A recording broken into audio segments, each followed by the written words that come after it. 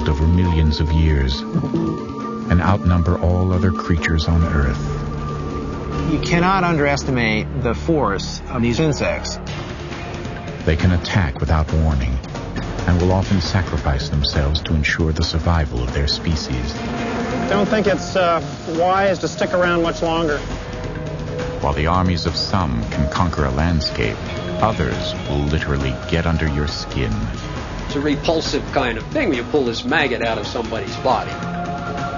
Although many possess a delicate beauty, millions of people have been left dead in their wake, victims of the insidious diseases they can spread. They fly, they crawl, they slither, they swarm, they sting, they bite, and they kill. They are deadly bugs.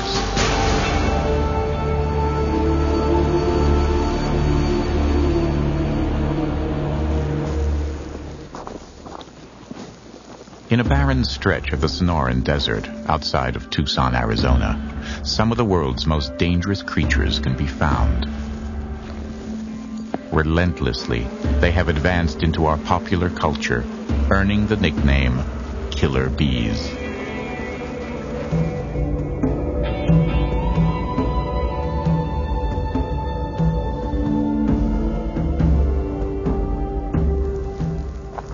In order to learn more about the behavior of these so-called killer bees, the United States Department of Agriculture is closely studying this aggressive hybrid. See that we've got about 20 Africanized bee colonies scattered around the apiary. The reason we don't put them all together is that they can easily set each other off. It's like a nuclear reaction, a chain reaction. So you never want to have 4 or 5 Africanized bee colonies on the same stand. An Africanized bee is simply a race or a subspecies of the European honeybee. But unlike the European honeybee, Apis mellifera, this is a type of bee that evolved in Africa against the depredations of human honey hunters as well as honey badgers, and literally developed a defensiveness for people or animals coming in and attacking the colony. We keep them here to get them away from people, dogs, livestock, so they're not stung. In 1956, killer bees were accidentally released from a research laboratory in Brazil. Their escape marked the beginning of an unrelenting and rapid migration north. The bees moved at a rate of about 200 to 300 miles per year. They went through Brazil and all up through the Central American countries into Mexico. They literally broke out of Mexico and entered Texas in October of 1990. From there, they swung westward, going into New Mexico, finally reaching Arizona in 1993, and now they're literally knocking on the doorstep of San Diego and Los Angeles. You should never get this close to these bees. I'm going to tap on them and get some more bees out. During the past 17 years, Dr. Stephen Buckman has witnessed firsthand just how little provocation it takes to set off a deadly attack by killer bees. Pretty nasty attack. I'm glad that I'm duct tape in. It's a frightening experience to be inside a veil like this with hundreds of bees, and they're really pummeling me. They're hitting me with such force. See how they're still boiling out of the front of the colony. With such a hair-trigger response, anyone unlucky enough to disturb a nest of Africanized bees would be overwhelmed by a stinging swarm in only a matter of seconds. I think I've about had enough of this. I'm getting out of here. Really a pretty violent attack here, and I don't think it's wise to stick around much longer. It's been estimated that since their release in 1956, Africanized honeybees have killed more than 2,000 people. The most lethal attacks occur after the nest has been disturbed.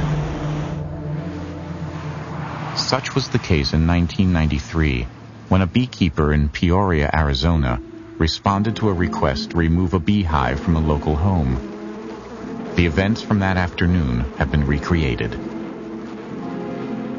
From the safety of his living room, John Musselman watched in disbelief as the beekeeper was overwhelmed by a frenzied swarm of killer bees.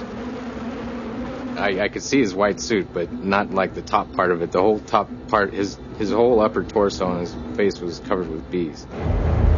Almost instantly, the beekeeper was forced to flee the scene. The angry bees were still swarming when John's wife, Gina, arrived home a few minutes later. As soon as I drove into the driveway, I knew something was wrong, and the bees just swarmed my car. And you could hear them just clinking on the glass. You know, I was banging on the window, I was yelling, I was doing everything to get her attention. I did not want her to get out of the car. Fortunately, John's frantic warnings worked, and Gina drove away unharmed.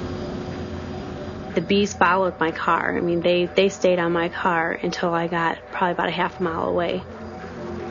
After Gina escaped, the bees attacked the neighbor's German Shepherd. Trapped in its backyard, the animal was helpless to defend itself against the relentless stinging of the frenzied swarm. It was like a wild horse in a corral. He was like trying to get out of there, and I felt so bad for him. A few hours later, one of Arizona's first documented killer bee attacks was over. 3 family pets were dead, all victims of the rampaging bees' lethal venom. Authorities can only imagine the tragedy that might have resulted had children been playing in the area that afternoon.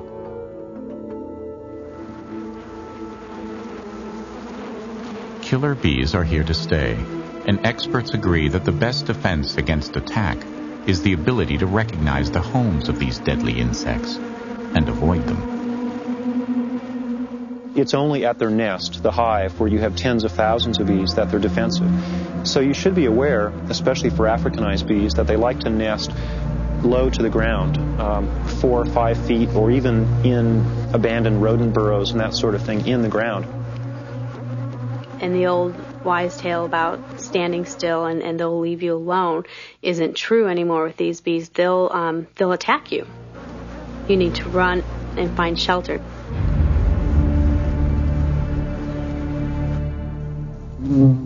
Another lethal stinging insect, often confused with bees, is the wasp. But unlike the bee, who seeks out pollen as a food source, wasps are carnivorous, feeding almost exclusively on meat.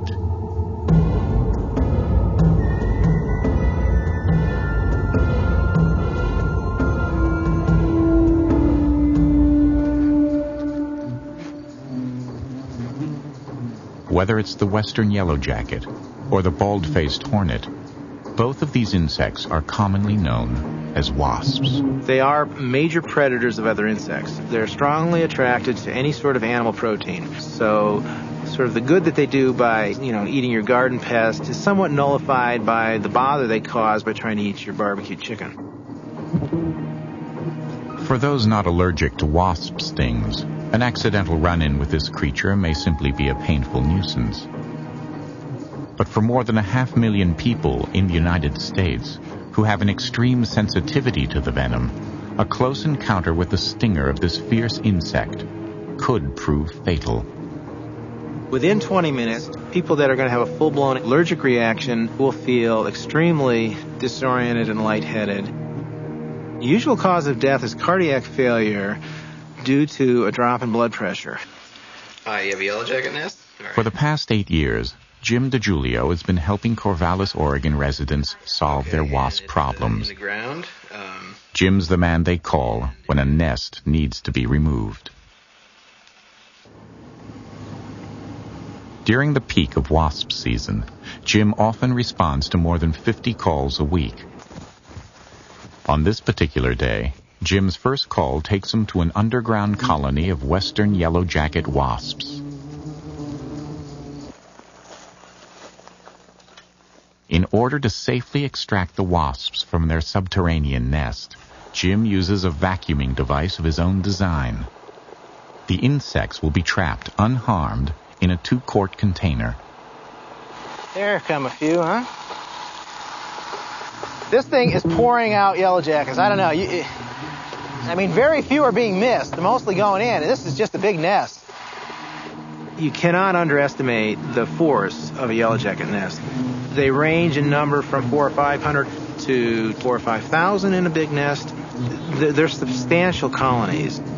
When I've dug out big ground nests at people's homes, they're always just aghast at how truly large the thing is in there.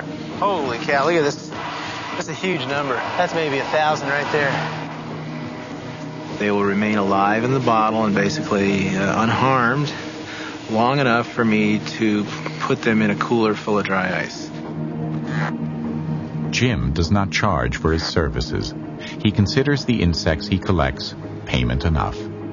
Really, within 2-3 minutes, they'll be out frozen. After the insects are collected and put on ice, Jim sells the fresh frozen wasps to pharmaceutical companies that produce medicines used in venom immune therapy. Jim's second call takes him to the carport of a local home. Here, a colony of another species of wasp, bald-face hornets, have taken up residence. This nest, made of a paper-like substance produced by the insects themselves, must be dismantled before it can be removed from the ceiling. This procedure offers a rare, close-up view of the intricate and complex design inside the nest. The interior is teeming with life. These organisms are the next generation of the colony. The white half domes that you see are pupal cells, and the ivory-colored animals next to that are fully grown larvae. You can see their mouths moving.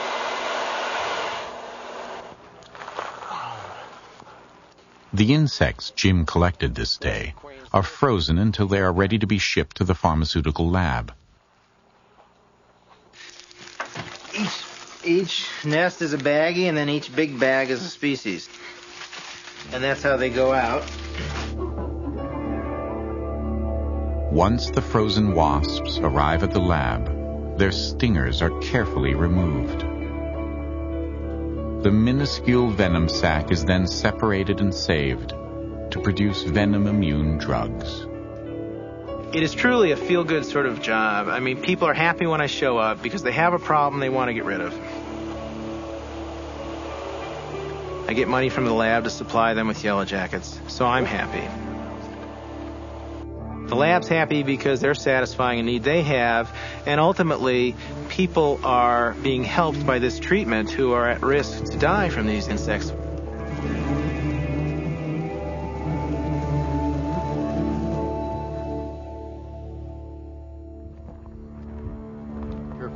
Careful what you're putting here, guys. In the dead of the night, 5 men move across the desert, west of Tucson, Arizona. They are searching for a deadly bug, a creature that most of us would do anything to avoid. If we have to, most of us would prefer to confront these deadly creatures in the light of day. But these specialists actually prefer the cover of night. Go ahead and turn that one on. Got him? They know that under a black light, the bodies of scorpions will glow bright in the darkness of the desert. The bark scorpion is the one that we focus the most attention on. The bark scorpion is the only of the 30 species that's been associated with life-threatening symptoms.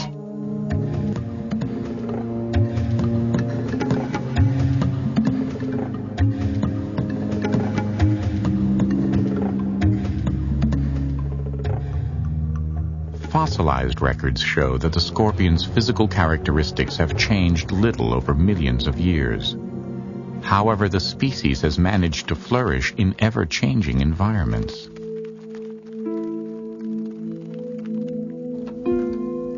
Arizona Poison Control, may I help you? Operators at the Arizona Poison and Drug Information Center field an average of 50 calls a week from people unfortunate enough to encounter these lethal stingers. Last year, we responded to over 2,500 scorpion stings. One of the reasons why we see so many scorpion stings is that we've chosen to move out into areas that were formerly scorpion habitat. At this home, we have a good example of how we come in contact with scorpions. This bark scorpion, we can tell it's that because it's a climbing species, is making his way up the side of the house.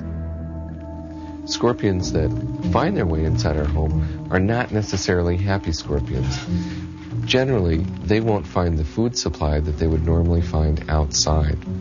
So they're wandering around our home quite frequently at night in dark rooms. If we leave our clothing down at night or our shoes out, come the daylight hours, the scorpion is looking for a dark crack or crevice. And of course, when we put our clothing back on, we trap the scorpion. And as a defensive act, it will sting us. The venom a scorpion produces is stored in the tip of its tail. It delivers its poisonous injection through a needle-like stinger called a telson. This prosthetic finger shows just how quickly a bark scorpion can strike its victim.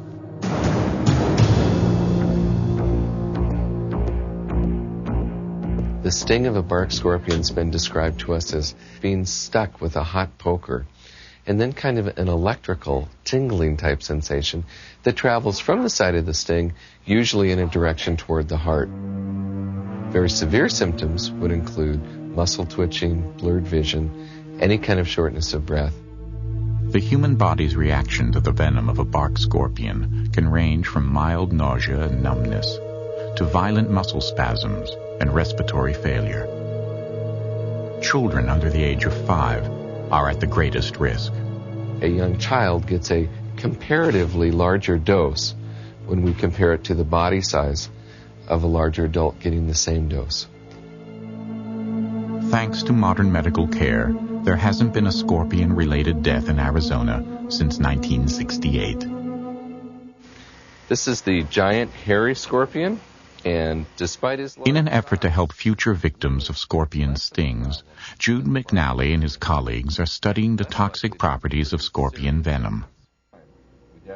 One of the things that we're looking at now is the possibility that even amongst the same species of scorpion, there may be venom differences between individual scorpions. So currently we're milking the scorpions to see if in fact they all have the same neurologic or neurotoxic poison. It's a very fine capillary tube. After positioning a slender glass tube over the stinger, a low-voltage charge is applied to the scorpion's telson. This causes it to discharge its venom, which is then collected in the glass tube. To ensure the ample supply of scorpion venom, McNally and his colleagues routinely trek into the desert in search of wild scorpions. There's one. Yeah, Let me here. get the lid open here. Let me take that.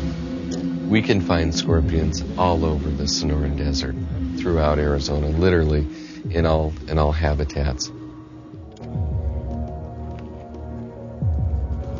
Despite the systematic elimination of their natural environment, all indications are that these highly resilient creatures will continue to thrive, just as they have for millions of years.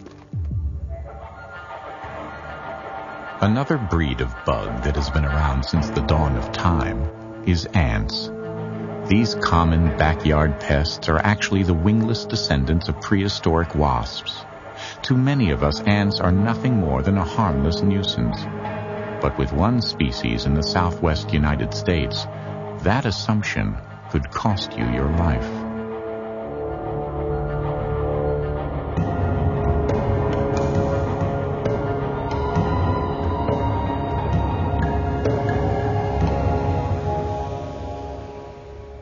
The South American fire ant, aptly named for the painful burning sensation of its sting, attacks its victims in swarming hordes. When a fire ant nest is disturbed, the first thing they do is run up the individual's legs and attach themselves with their mandibles, and then start stinging. The general reaction to fire ant sting is a burning sensation and then a small red bump, and then about 24 hours later we have a pustule that forms, and if left alone the pustule will disappear in 2 to 3 days. However, if the pustule is scratched, then secondary infection can set in.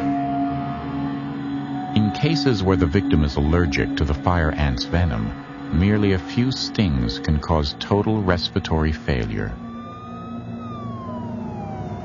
About 1% of the people in the southern United States are allergic to fire ant stings. If they are stung by a fire ant, this is a life-threatening situation in which they should get to an emergency room as soon as possible.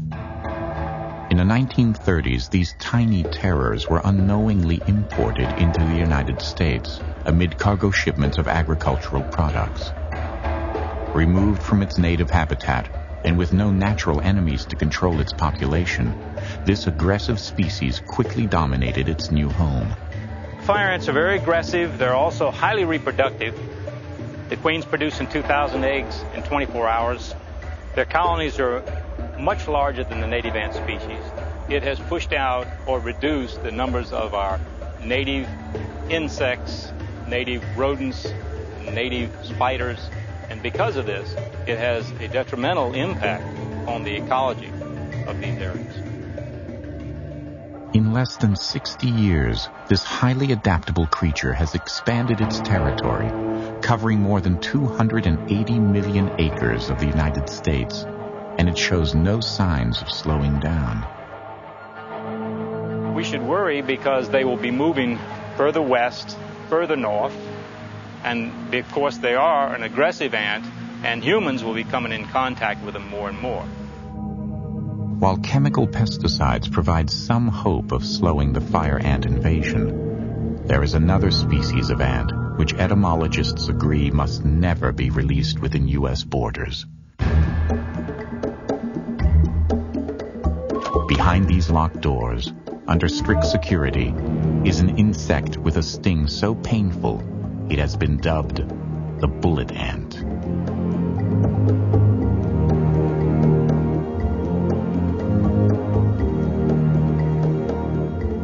A bullet ant is a large ant that lives in Central and South America. By large, I mean about an inch long. The name bullet ant, I think it reflects the fact that the pain is analogous to being shot by a bullet. Now, I've never been shot by a bullet, so I can't make that comparison, but I have been stung by a bullet ant, and it is excruciatingly painful. Though this giant species is 100 times the size of a common domestic ant, it has a social order similar to its smaller counterpart. We're looking at an intimate view inside of a bullet ant nest. This is home. This is where the queen is, the mother of the colony that's laying the eggs. And all these ants you see in here are workers. They're daughters of the queen, and all her daughters are helping her raise these eggs. Once they hatch, they turn into these white grub-like larvae. The larvae have one main purpose: to eat and grow. It is the job of the worker ants to provide a constant supply of food.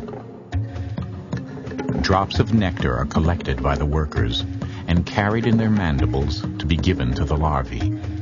Solid food is another matter. It is first eaten by the ants, partially digested, then regurgitated directly into the mouths of the larvae. When fully grown, the larvae spin silken cocoons.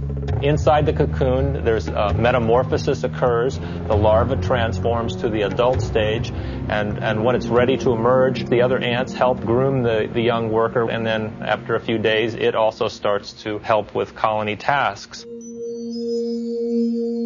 One of the most important occupants of the nest is the queen. If she is threatened, the colony responds with ferocity. They're highly defensive.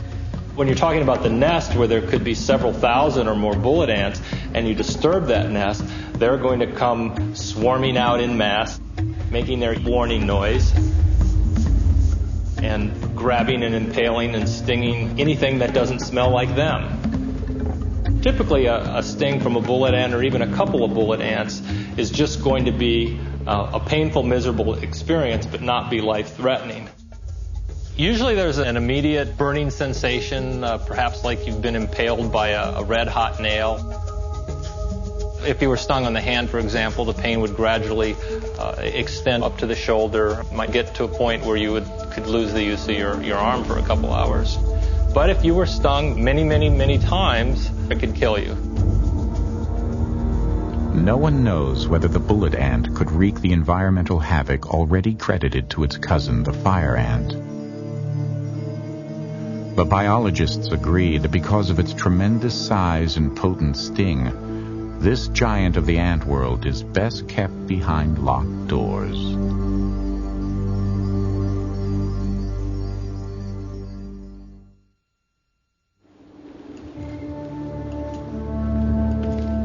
For the better part of his life, Dr. Robert Hancock of Cumberland College in Kentucky has studied one of the most deadly organisms known to man. Every time Dr. Hancock stalks his subject, he knows just how dangerous this beautifully delicate creature can be. I see all those people out there pointing their elaborate photographic equipment at birds or lions or sharks. And I realize that those organisms are important and interesting to people. But there's not many of us out there pointing our lenses at mosquitoes.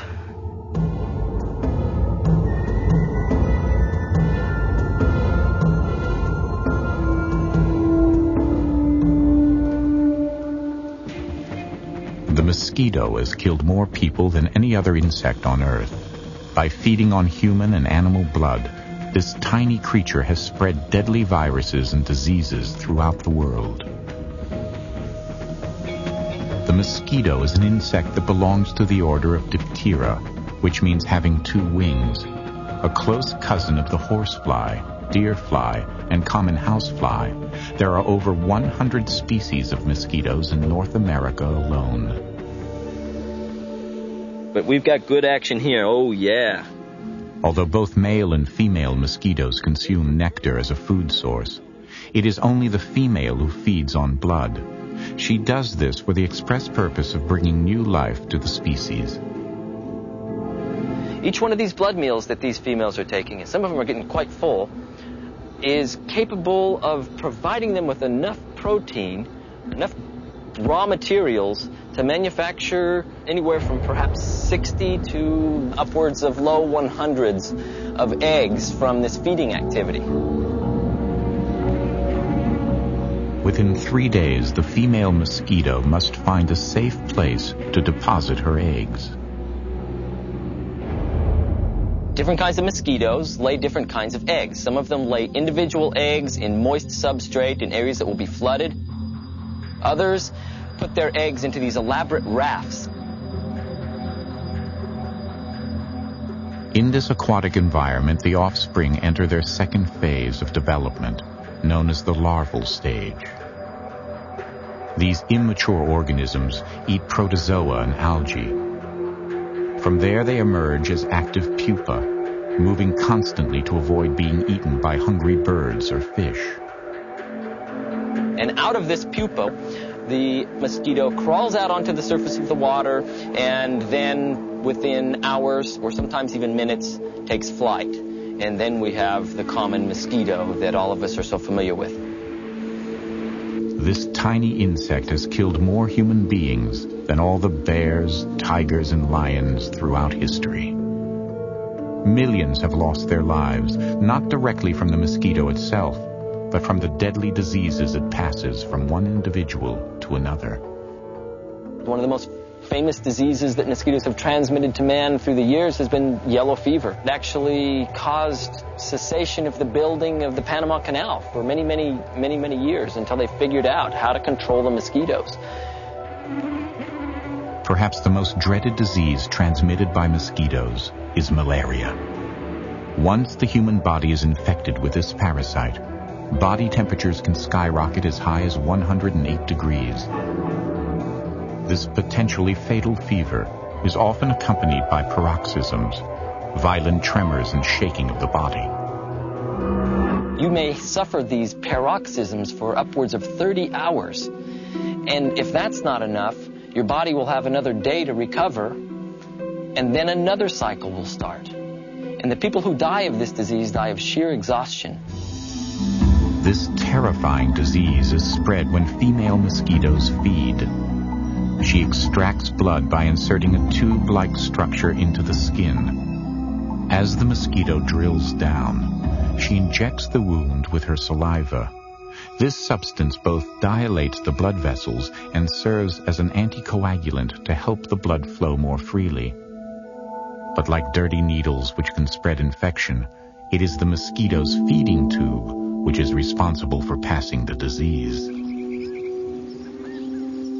Despite their lethal nature, Robert Hancock finds a certain kind of beauty in this most deadly bug. I've had a long affair with a species of mosquitoes that is found in Panama and other places in Central America and even South America. It's gorgeous with metallic blue scales and metallic silver scales that line its upper and lower surfaces respectively. It also has these huge paddles that branch out. Their numbers are so low that if you're walking in the forests of Panama, for instance, that you'd be lucky to be bitten by one of these mosquitoes in a 2-day period, unless you know where to find them. So they certainly aren't a nuisance. I'll actually take time to feed them just to make sure that more of them can come out there because they're so beautiful. It's kind of, I guess, a love-hate relationship with the mosquito that we have, in that we're fascinated by their biology and the way they do things. We also hate mosquitoes worldwide because of the diseases that they transmit.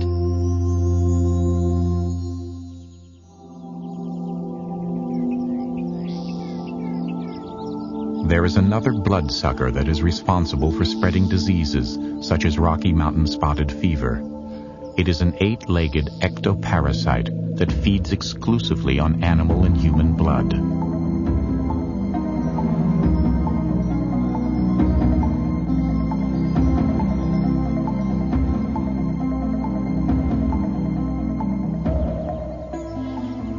Although there are nearly 100 tick species throughout the United States, only one kind, the deer tick, is responsible for infecting thousands of people with a debilitating disease, an affliction that went undetected for more than 4 decades.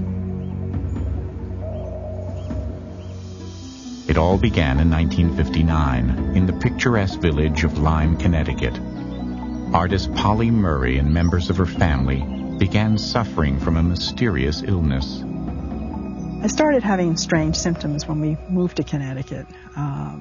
Unexplained virus-like illness, high fever, joint problems, and headaches. And over a period of years, they continued to plague me, and I never could find out what was the matter. And others in the family started having these same kinds of symptoms. By 1975, the same persistent symptoms that had plagued Polly's family for years had become prevalent throughout the community of Lyme. It got really kind of frantic. We couldn't pin down what was the matter, but we kept getting recurrently sick, and finally decided to call the State Health Department in Hartford and report that there seemed to be a problem in our area. After an intensive investigation, government health officials discovered that all the victims of the illness shared one characteristic. Each had been infected by a bacteria transmitted by deer ticks. It was the case of one patient that enabled doctors to trace the bacteria to the tick. A man came into the clinic for treatment, and he had not taken the tick off the way he, probably should have in the beginning, but he still had the tick in the center of the rash, and this was the proof that they needed, definitively, that this was the cause. Investigators named the newly discovered affliction Lyme disease. This is the tick species associated with Lyme disease. This is the adult female, and the adult males and females are abundant from November through about April or possibly into early and mid-May. Humans come in contact with ticks in various ways. One is obvious, and that is they will go out into a forested setting and walk along a trail or come in contact with some vegetation and have ticks on the tips of the blades of grass or other forms of vegetation. The tick will crawl onto the host, and then it will move up and find a skin surface to embed its mouth parts. Then the tick will begin sucking the blood and actually be attached to the host for a number of days. Left undisturbed, the tick will engorge itself with blood, then detach from its host. If the tick is a carrier of the Lyme disease bacteria, symptoms will soon appear. Usually, people within 2 or 30 days after the tick bite will develop a large red skin lesion at the site of that tick bite. Some people have no further problems from that point. Other people may progress into cardiac and neurological problems. The later stages of Lyme disease, there can be recurrent bouts of arthritis, usually the major joints. So Lyme disease as we know it today is really a complex of many different disorders. Although it is not fatal, if left untreated, the effects of Lyme disease can be debilitating. While antibiotics can be effective in treating the early stages of the disease, most doctors agree that the best method of prevention continues to be the early and immediate removal of any ticks. You can't let it ruin your life. And I've, continued to garden, and I continue to be outdoors as much as I can. But I also am very careful about, checking myself in a mirror at night, trying to make sure I don't have any ticks on me. But even then, you can miss them, and you have to just keep periodically looking at your body for these ticks.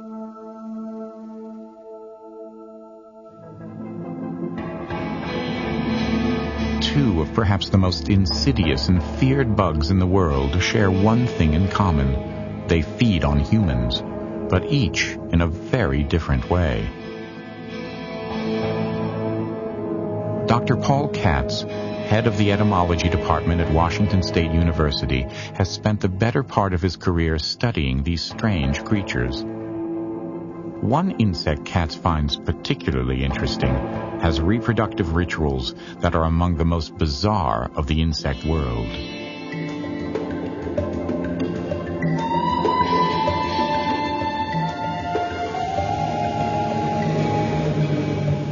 The so-called human botfly locates a potential host, and she will land on the side of that host and wait for another fly or a mosquito to come in to feed on that host. As that mosquito approaches, the human botfly flies out and captures it in midair and then tumbles with this, and while they're tumbling, she lays 8, 9, 10 eggs on the abdomen of that mosquito and then releases it. When the egg-infested mosquito feeds a few days later, the body heat from its victim causes the botfly eggs to hatch. Tiny larvae drop onto the new host and burrow into the skin. After the human botfly larva penetrates into the skin, it begins to create an ulcer-like sore by feeding on connective tissue of the host. It has mouth hooks. It's like a pair of fangs, sort of, and they scratch away at this tissue, and then the larva, as it's scratching away, it's twisting around, so it is squirming as well while it's taking in this food. Now, when it reaches a size of about an almond, then it is ready to begin to back out. It's going to back out and drop to the ground. This fly attacks a wide range of hosts, and included in that range of hosts are people. So that's why it's been called a human botfly. But as knowledgeable as Dr. Katz is about the life cycle of the human botfly, he isn't nearly as intimately acquainted as one of his friends and fellow entomologists, Dr. Charles O'Brien. My research is associated with weevils. So I travel to South America, or I go to China, or I go to India or Australia to try to collect these insects. In the spring of 1994, Dr. O'Brien spent several weeks in the jungles of South America gathering specimens for his research. Shortly after returning home, he became suspicious of a wound on his arm that was slow to heal. I woke up in the morning at about 4, and something was hurting in my arm, and I got surprised about that and thought, well, maybe this is a clue that there's something in there. So I decided to clean the wound up a little bit and put my arm under the scope, and then I saw the two black spiracles waving in the air as it was breathing. I could feel it as it would turn around inside the hole in the arm. So how do I get this butterfly out, Doc? The fact that the physician who examined Charlie was not familiar with human botfly is not surprising, because we do not have the human botfly native to North America. And so when he saw this thing, it's a repulsive kind of thing. When you pull this maggot out of somebody's skin, he was surprised by it. By the time the larva was removed from Charlie's arm, it had grown to nearly an inch long. Nasty-looking critter, huh? As repulsive and unsettling as playing host to a botfly larva may be, it can't compare to the tragic long-term effects of a close encounter with South America's kissing bug.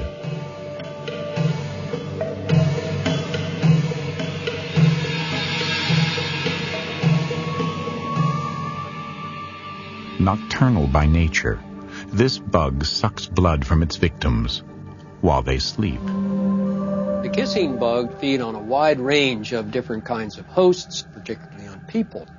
They're called kissing bugs, incidentally, because they will often feed around the corners of the mouth. They are attracted by heat and by carbon dioxide that the hosts emit. And once this host becomes dormant, sleeping, they are fair game for these bugs. They have a beak-like biting apparatus, or piercing, sucking apparatus. And this is swung out so that it's almost bayonet fashion as they approach the host. And then they walk up onto the host and they will begin to feed by piercing the skin and feeding on blood.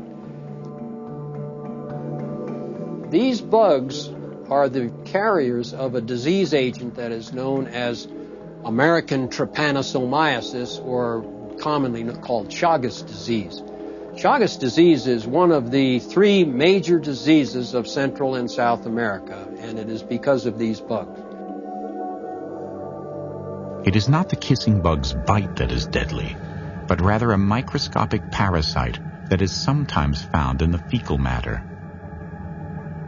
When it is feeding, it defecates on the surface of the skin, and the person scratches this or rubs this fecal material into the open wound that is left by the feeding site. And that's how this disease agent gains entry into the human body. Once in the bloodstream, the parasite invades the heart, where it multiplies. The heart tissue then becomes infected with large numbers of these parasites, and they will eventually cause heart failure. In many cases, it takes years before any symptoms of Chagas disease are detected. Oddly enough, it is the kissing bug that doctors use in order to diagnose the condition. What they do is take some bugs that are clean, don't have the disease agent, and they let them feed upon a patient who they suspect may have Chagas disease. If the patient is infected, the parasite that causes Chagas will be present in the fecal matter of the kissing bugs. What you're using is the bug actually as an instrument to magnify the agent that was in the circulating blood of the adult. Once diagnosed, the only treatment for Chagas is a heart transplant. While this can extend the life of victims, it can never rid them of the disease. To date, there is no known cure for this slow and silent killer, which currently affects more than 1 million people worldwide.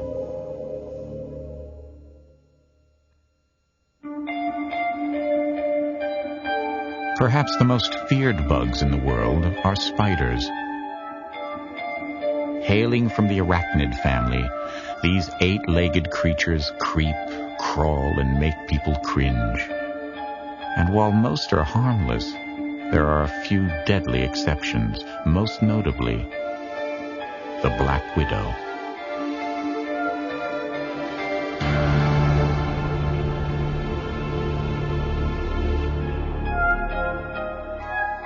Although the widow spiders are found throughout the world, it is only in this country that they have the name the black widow. In Australia, they're known as redbacks.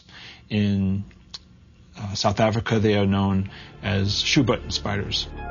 The black widow is a member of the violin family of spiders. The female of the species, 3 times the size of the male, is easily recognized by her large black body and the distinctive red hourglass markings on her belly. They got their name, black widow, because of the false belief that every time the female mates, that she kills the male afterward. Studies have shown that females typically kill the males if they are hungry. If they are not hungry, the male escapes to mate again. I've been working with black widow spiders for 20 years. I've been handling them. I know how to do this. They are very dangerous creatures. Don't try this at home. They can kill. Rick Vedder's research work with black widows has given him a certain confidence when handling these deadly creatures, a confidence few of us possess. Black widow spiders are not at all aggressive. They're incredibly timid. Get back here. They run away at the first incidence of a larger creature near them. And in fact, when I try to catch them, I have to be very quick to be able to grab them without them scooting away. But if cornered and given no choice, the black widow will defend herself. Typically, the bite of a black widow is not something you feel. It's somewhat of a pinprick. Within about an hour or so, the venom starts to take effect. You may start to have rigid stomach muscles and then localized sweating. Within about 8 hours or so, the pain becomes tremendous, and then you usually seek medical attention. Years ago, before they had anti-venom, they seemed to kill about 5% of the people that they bit. Nowadays, there are enough medical treatments for black widow bite that they just cause pain and discomfort, and typically people can be treated for it. Okay, well, it's nighttime now, and the black widows are coming out in full force. You can see there's a nice female right there.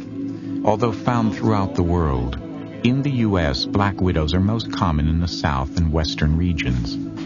And Rick knows just what kind of environment these deadly creatures like to call home.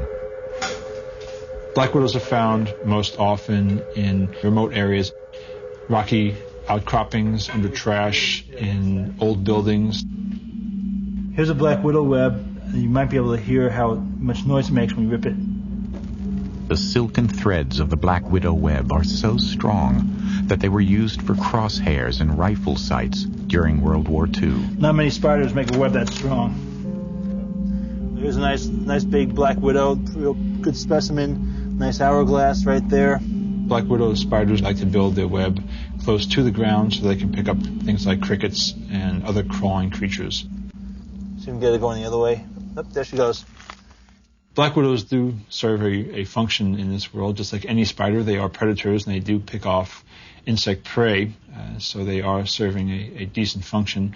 But then again, they do pose a threat because they are venomous, and most people will want to kill them and get rid of them, but I have a tendency to like to have them around.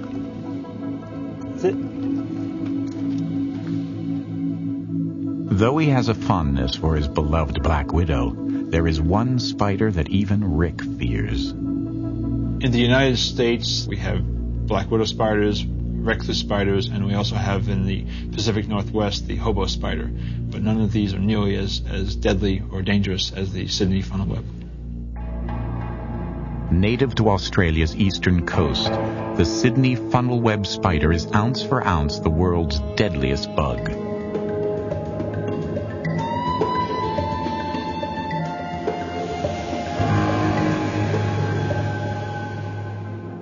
With a bite that can kill an adult human in less than an hour, this easily provoked creature is perhaps the most aggressive spider in the world. The delivery instruments of the funnel web spider's deadly venom are 2 spring-loaded fangs capable of penetrating a leather boot. The larger specimens, the fangs can be almost a 1/4 inch long, and they have to open downwards and strike down like daggers. So the animal has to rear up to release those fangs and strike downwards. Once bitten, victims have only a few minutes before they begin to feel the effects of the spider's highly toxic venom. The funnel web venom travels fairly quickly, and so what you get is this twitching paralysis. The muscles of the patient are twitching and sometimes quite violently. Eventually, the patient slips into a coma, and it affects breathing centres, and the patient eventually dies from asphyxiation. For decades, Australians lived in constant fear of these deadly creatures. But in 1981, after 14 years of research, an anti-venom was finally created, saving hundreds of lives.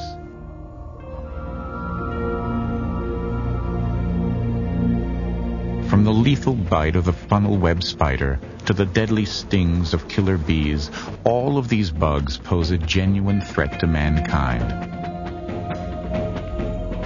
However, they are also among the oldest life forms on Earth, and their ability to survive and adapt in a world dominated by humans is nothing short of remarkable. And while some of us would have these deadly bugs eradicated from the face of the Earth, there is no doubt that each of these creatures plays a unique role in nature's continuing drama of life and death.